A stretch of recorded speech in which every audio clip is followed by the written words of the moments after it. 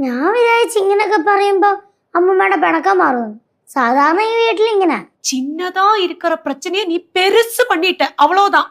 പെരുസൊന്നും ആയിട്ടില്ല. ഞാൻ ഡീൽ ചെയ്ത് തരാം. ആന്റി എന്നെ ഒന്ന് നമ്പ്. நம்புறது இவ்வளோ ஆச்சு. ஷோ. ആന്റി ഇപ്പൊ പോ, ഞാൻ ആലോചിക്കട്ടെ. പോ. ஆமா.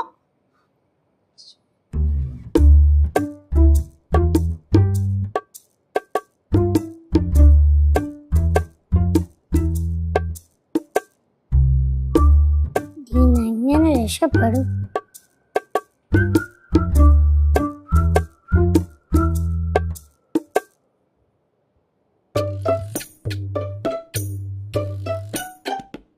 ഇത് ഞാൻ ശരിയാക്കി കൊടുത്തില്ലെങ്കിൽ എനിക്ക് പേരുദോഷം.